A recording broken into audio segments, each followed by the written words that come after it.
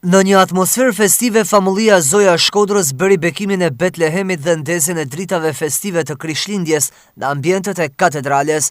Kjo është periudha kur besimtarët e krishterë kanë hyrë në kohën e ardhjes, që njihet ndryshe si kohë përgatitore për të pritur Krishtlindjen, që simbolizon lindjen e Jezusit. Në fjalën e tij, famullitari Don Vlashpala i theksoi rëndësinë e dritës së Betlehemit si simboli dashurisë, unitetit dhe besimit, duke i ftuar besimtarët që këto vlera t'i përcjellin qoftë në familjet dhe komunitetin e tyre.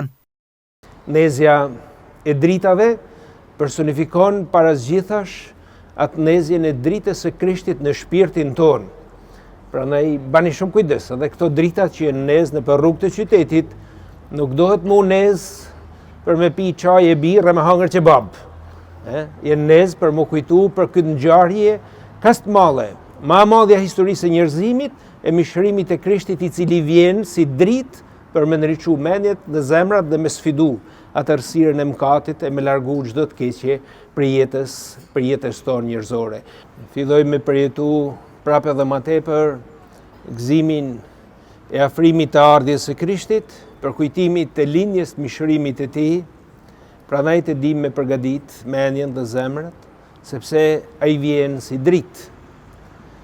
Falenderojmë Zotin që kena mundësi edhe nëpërmjet këtyne simbolikave, siç është Betlehemin, të cilin jo këshilloj që gjithmonë bani atë sakrificën edhe ta bani në shtëpinë tuaj, sepse kjo është simbolika më e bukur e kohës së kështnedhave e ardhjes së Krishtit, por që i ka dhënë edhe domethënien më të veçantë edhe kohës së njerëzimit, sepse kjo ngjarje e lindjes së Krishtit do të shënojnë rrjedhjen e historisë. Sot jena në vitin 2026 pas kuj? Pas Krishtit. Janë mundu me mshe, me thonë jo mas Krishtit, por e ke zbukuru prapë edhe më shumë. Kënë thonë kohës së re, dhe me thonë me Krishtin ka ardhur risia e jetës, ka ardhur drita e jetës. Prandaj shkon shumë mirë edhe kur thotë edhe para erës sone edhe erës së re.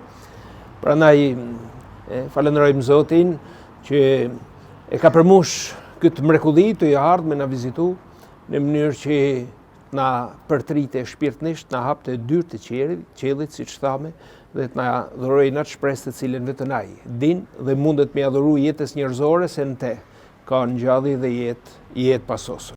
Zbukurimi i pemës së Krishtlindjes dhe ndërtimi i Betlehemit është një traditë e cila daton prej shekujsh dhe vazhdon të ruhet edhe në ditët e sotme.